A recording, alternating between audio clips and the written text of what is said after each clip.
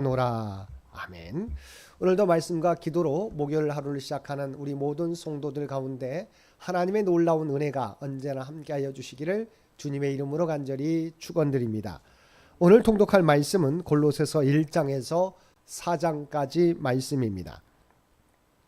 1장 1절에서 12절까지 말씀에서는 발신자와 수신자의 표기와 축도 및 골로새 성도들로 인한 바울의 감사와 중보 기도로 구성되어 있습니다. 먼저 1절과 2절에서는 바울이 발신자와 수신자를 밝히고 골로새 성도들을 향해 축도한 사실을 보도하고 있습니다. 이는 당시 서신의 일반적인 형식을 따른 것이나 바울은 발신자와 수신자 그리고 축도를 모두 그리스도 및 하나님과 연결시킴으로써 일반 서신과의 차이점을 부각시키고 있습니다. 한편 골로새서의 수신자인 골로새 교회는 바울이 직접 세운 교회는 아니었습니다. 즉 골로새 교회는 바울의 제자로서 바울이 제3차 전도 여행 기간 중 에베소에서 맺은 열매인 에바브라가 개척하여 세운 교회였습니다. 그럼에도 불구하고 바울이 골로새 교회에 편지를 보낸 것은 에바브라로부터 골로새 교회가 이단 사상으로 인해서 매우 어려운 상황에 처해 있음을 전해 듣고 골로새 교인들로 하여금 그러한 위기 상황을 극복하고 다시금 바른 신앙을 갖도록 하기 위함이었습니다. 다음으로 3절에서 8절에서는 골로새 교인들로 인한 바울의 감사를 기록하고 있습니다. 즉 바울은 에바브라의 신실한 사역의 결과로 복음이 골로새 지역에 심어지고 그것이 골로새 교인들 안에서 열매를 맺을 뿐만 아니라 온 천하에도 복음이 전파되어 그들과 같이 열매를 맺으며 잘하는 것에 대하여 감사한 것입니다. 9절에서 12절에서는 골로새 교인들을 위한 중보 기도 내용을 요약 제시하고 있습니다. 바울의 중보 기도 내용은 크게 두 가지입니다. 첫째는 하나님께서 골로새 성도들에게 신령한 지혜와 총명을 주시어 그들로 하여금 하나님의 뜻을 바로 분별할 수 있게 해달라는 것입니다. 이런 당시 이단 사상의 침투로 신앙적 혼란을 빚고 있던 골로새 교회의 상황과 관련한 강구라고 하겠습니다. 둘째는 골로새 교인들이 영적으로 더욱 성숙하여 주의 부르심에 합당한 삶을 삶으로써 하나님을 기쁘시게 하게 되기를 간구하였습니다. 13절에서 23절까지 말씀에서는 그리스도의 절대성을 여러 측면에서 강조하고 그에 대한 절대 신앙을 권면한 사실을 보도하고 있습니다. 먼저 바울은 구속주 되신 그리스도의 신분, 창조주 되시는 그리스도의 권위, 교회의 머리가 되시는 그리스도의 지위, 화평의 주로서의 그리스도의 역할을 논리적이고 또한 순차적으로 밝히고 있습니다. 그리고 골로새 성도들을 향하여 그러한 그리스도 안에서 참 믿음 위에 굳게 서며 인내할 것을 권면함과 동시에 바울 자신은 그리스도의 이 복음을 전파하기 위해 부름받은 복음의 일꾼이 되었음을 강조하고 있습니다. 여기서 보듯이 본문은 그리스도의 신분, 곧 그리스도가 어떤 분이신지와 그분이 어떤 사역을 하셨는지에 대해서 명시적으로 언급하고 있습니다. 때문에 본문은 요한복음 1장 1절에서 18절 그리고 히브리서 1장에서 3장과 더불어서 흔히 3대 기독론이라고 불리워지고 있습니다. 당시 골로새 교회 내에는 유대 율법주의적인 이단과 천사 숭배 및 금욕주의, 반도덕주의 등 영지주의적 이단이 침투하여 그리스도의 복음을 변질시킴으로써 그리스도에 대한 성도들의 신앙을 흔들어 놓았습니다. 그러므로 바울은 본문에서 바른 기독론을 제시하여서 성도들 하여금 이단 사상을 경계하고 바른 신앙 위에 서도록 하고 있는 것입니다. 24절에서 29절까지 말씀에서는 그리스도의 몸된 교회를 위한 바울 자신의 고난과 수고에 대하여 보도하고 있습니다. 바울은 24절에서 성도들을 위해 받는 괴로움을 기뻐하고 있으며 그리스도의 몸된 교회를 위하여 그리스도의 남은 고난을 자기의 육체에 채우고 있다고 하였습니다. 그리고 자신이 교회 일꾼이 된 것은 지금까지 감추었던 하나님의 비밀 곧 예수 그리스도를 통한 하나님의 구원 계획과 섭리를 성도들에게 나타내 보이기 위함이라고 밝히고 있습니다. 또한 자신이 복음을 전하며 가르치는 것은 성도 각 사람을 그리스도 안에서 온전한 사람으로 세우기 위한 것으로 자신은 이를 위해 그리스도의 역사를 힘입어 수고를 아끼지 않고 있다고 밝히고 있습니다. 한편 바울이 이 사실을 언급하는 것은 자신이 전하는 복음만이 구원의 진리로서 성도들은 그리스도의 복음 이외에 어떠한 교훈에도 미혹되어서는 안 됨을 강조하기 위함이었습니다. 4장 2절에서는 항상 깨어 기도에 힘쓸 것을 당부하고 있습니다. 이어 3절과 4절에서는 바울 자신을 위한 기도를 요청하고 있습니다.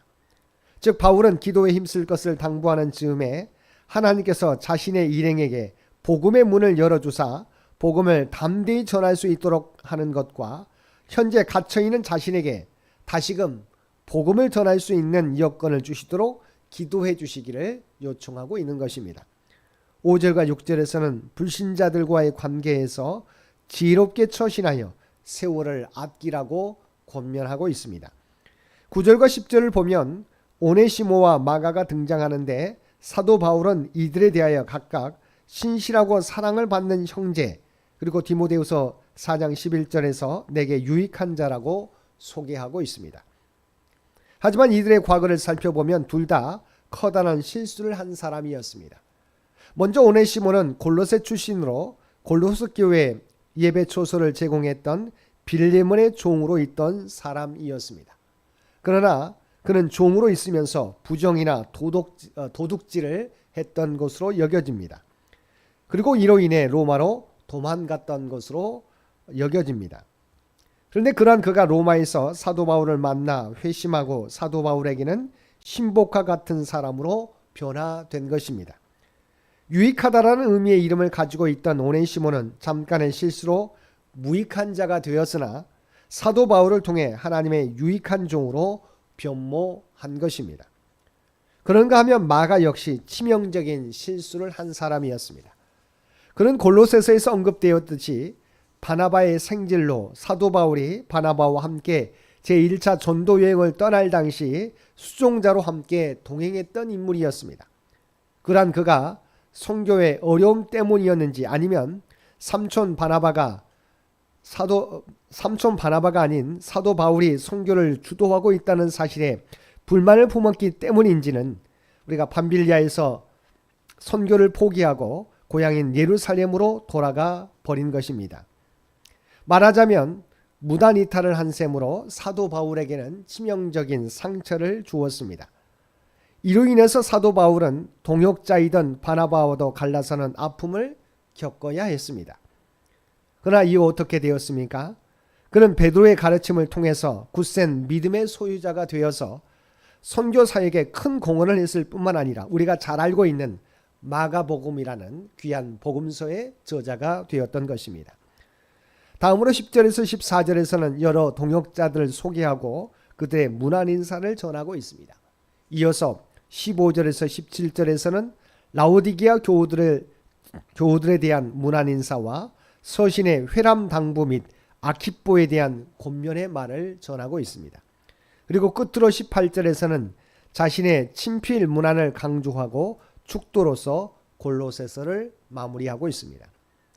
사랑하는 성도 여러분, 오늘 본문에서 사도 바울은 교회 지도자로서 마가와 같이 실수한 자라도 품에 안는 넉넉함과 함께 수고한 동역자들을 칭찬하고 격려하며 그 영예를 함께 나누는 마음의 여유를 보이고 있습니다. 또한 동역자들 역시 모든 인간적 장벽을 넘어서 하나님 나라를 위해 한뜻 한 몸을 이루는 아름다움을 보이고 있습니다. 그와 같이 오늘 우리들도 지도자로부터 평신도에 이르기까지 이러한 넉넉함과 사랑을 회복하여서 한뜻 한 몸을 지닌 그리스도의 공동체로 거듭나야 하겠습니다. 그래야 탐욕과 경쟁, 이기심과 미움으로 가득 찬 이 세상을 사랑과 따뜻함이 넘치는 하나님의 나라로 변화시키는 새 창조의 일꾼들이 되어야 하겠습니다. 우리들도 과거의 실수 때문에 받아들이지 못하는 사람들이 있는 것이 아니라 주님 안에서 모든 사람을 받아들이며 주님 안에서 변화해 가도록 인도하는 저와 여러분 모두가 되시기를 주님의 이름으로 간절히 축원드립니다. 함께 기도드리겠습니다.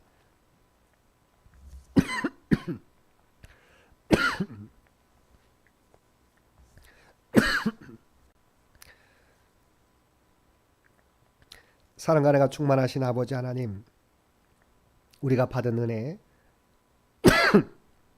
우리도 다른 사람들에게 행하며 살아가는 저희 모두가 되게 하여 주옵소서. 그리하여 우리를 통하여 많은 사람들이 주님 안에서 새롭게 회복되는 놀라운 역사를 허락하여 주옵소서. 특별히 이 나라와 이 민족을 기억하여 주시고 오직 하나님의 뜻 가운데 이 민족을 통치하시고 인도하여 주시기를 원합니다. 백주년을 준비하며 나아가는 창현재단을 기억하여 주시고 오직 하나님의 계획과 뜻을 하나하나 이루어가는 창현재단이 되게 하여 주옵소서. 하나님의 기쁨이 되는 창현재단이 되도록 그래서 친히 주장하여 주옵소서.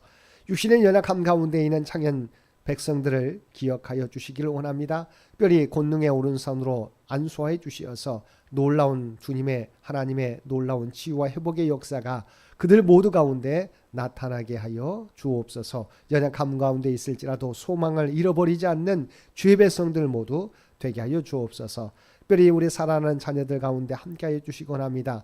점점 더 어두워져가는 세상 가운데 주님께 대한 구원의 복음을 또한 구원의 믿음을 잃어버리지 않게 하여 주옵소서. 또한 하나님께서 주신 꿈과 비전을 하나님의 주신 지혜와 능력으로 하나하나 이루어가게 도와주시옵시고 하나님의 귀한 백성으로 성장해 가도록 인도하여 주옵소서.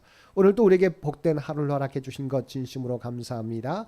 날마다 주님과 동행하며 살아가는 우리 모두가 되게 하여 주옵소서. 하나님의 거룩한 백성으로서 아버지 하나님 그 정체성을 잃어버리지 않게 도와주시고 이 땅 위에서 우리가 발을 딛고 살아가는 삶의 현장 가운데 그리스도의 아름다운 향기와 선한 영향력을 나타내며 살아가게 하여 주옵소서. 얼마 남지 않은 이 12월도 우리 주님께서 잘 마무리하여서 새로운 2025년을 맞이하는 데 부족함이 없는 우리 모두가 되게 하여 주옵소서. 이 모든 간구 우리를 구원하여 주신 예수님의 이름으로 간절히 기도드리옵나이다. 아멘. 여러분 기도하실 때 오늘 주신